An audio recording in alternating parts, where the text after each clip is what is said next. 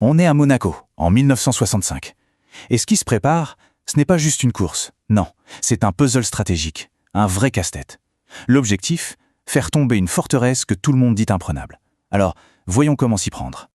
Le grand Juan Manuel Fangio avait tout compris. Il disait que ce circuit, c'est un interrogatoire. Monaco ne fait pas que tester la voiture, il vous passe au scanner. Il révèle tout, les forces, les failles, les doutes. C'est dans ce face-à-face que se pose la question. Comment est-ce qu'on peut battre une machine parfaite pilotée par un homme de glace ? Pour bien saisir l'ampleur du défi, il faut d'abord regarder l'adversaire droit dans les yeux. Et cet adversaire, c'est l'écurie Norwagen Renstal, une machine de guerre, précise, méthodique, et qui donne l'impression d'être absolument invincible. Regardez-moi ces chiffres. Après seulement 2 courses, on ne parle plus de compétition. C'est un gouffre, un abîme. Norwagen n'a pas juste de l'avance, il joue dans une autre catégorie. C'est une déclaration de guerre, une façon de dire que la saison est déjà pliée. Et au cœur de cette machine, il y a lui, Vittori Jaonen. Score parfait, 2 victoires en 2 courses. Mais le pire, le plus démoralisant pour les autres, c'est que son coéquipier est juste derrière. Norwagen ne se contente pas de gagner, ils verrouillent tout. Ils asphyxient la concurrence, sans même laisser les miettes. Faut pas s'attendre à du grand spectacle avec Jaonen. Non, c'est un chirurgien. On l'appelle l'homme de glace. Froid, calculateur, il ne fait jamais d'erreur, jamais. Il attend patiemment que les autres craquent. Sa force, ce n'est pas la vitesse pure. C'est une intelligence de course qui semble presque inhumaine. Mais il y a un mais. Et ce mais, c'est Monaco. Si le championnat n'était qu'une question de puissance et de fiabilité, on pourrait déjà rentrer à la maison. Sauf que Monaco, ce n'est pas une équation, c'est l'arène, le test ultime, c'est le fossoyeur des certitudes. Et c'est là qu'on trouve peut-être la faille dans l'armure. Ici, dans ce labyrinthe, la puissance monstrueuse du moteur Nordwagen ne sert presque à rien. Les virages sont trop serrés, les rues trop étroites. Monaco, c'est le grand égalisateur. Ce qui compte, c'est le talent et le sang-froid du pilote. Chaque mur est un piège. La journaliste Elena Speedwell l'a très bien dit. À Monaco, toutes les certitudes volent en éclats. La force brute de Nordwagen, leurs plus grands atouts sur les circuits rapides, devient ici presque un handicap.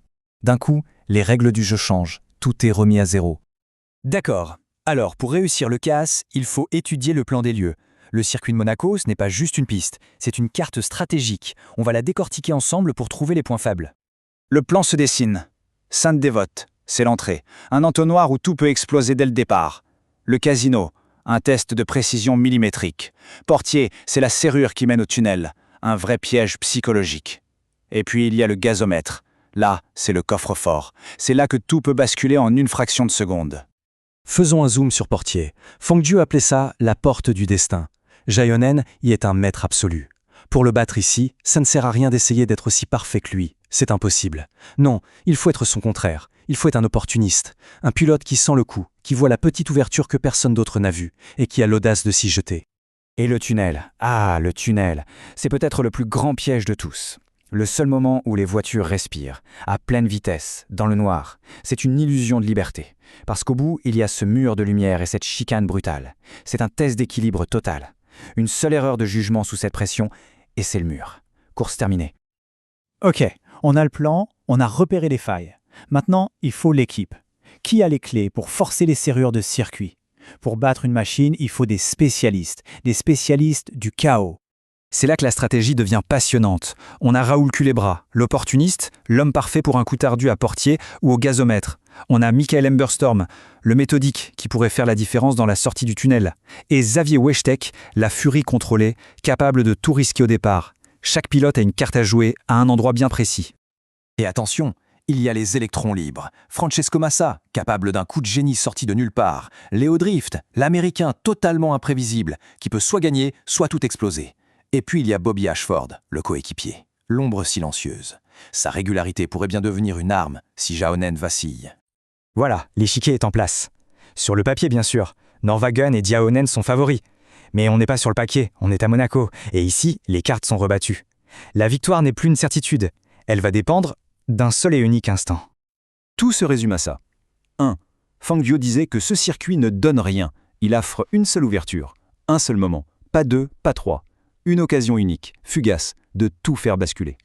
La vraie question, ce n'est donc pas de savoir qui est le plus rapide. C'est de savoir qui aura le courage, l'instinct, qui aura l'audace de voir cette ouverture dans l'armure de l'homme de glace et de s'y engouffrer sans une seconde d'hésitation. Et c'est cette dernière phrase de Fangio qui dit tout. À Monaco, il n'y a pas de prix de consolation.